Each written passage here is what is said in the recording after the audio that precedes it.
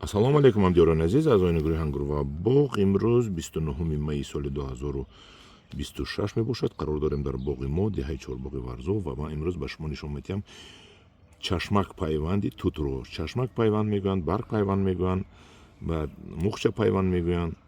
Мана ин тути сафед аст, ба ман аз хуҷанд ҳоҷалишер равон кард.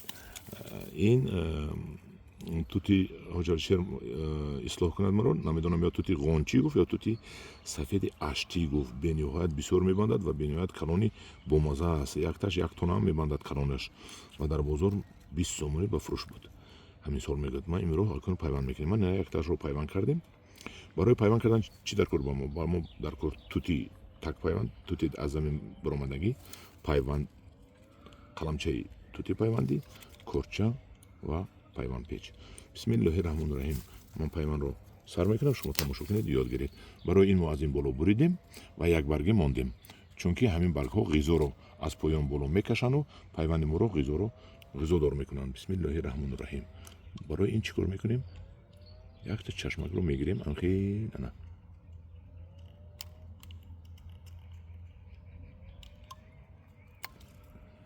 гирифтем, чӯбашро мебурорем. чӯбам надоштааст. Ман фикр кардам ки қариб бе чӯб омад.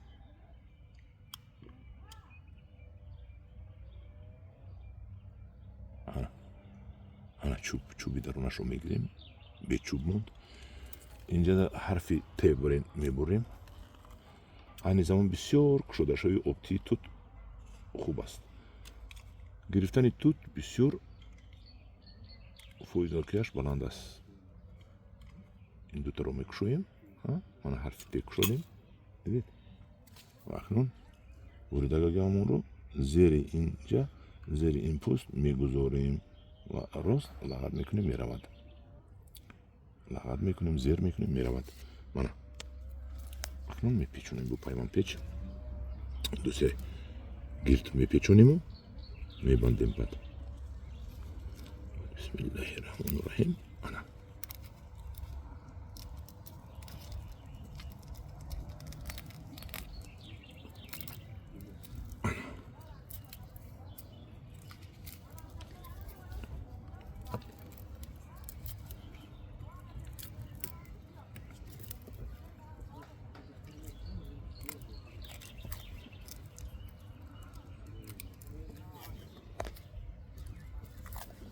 ҳамдиёрони азиз, ин тути мо худо хоҳад баъд аз 10-15 рӯз бояд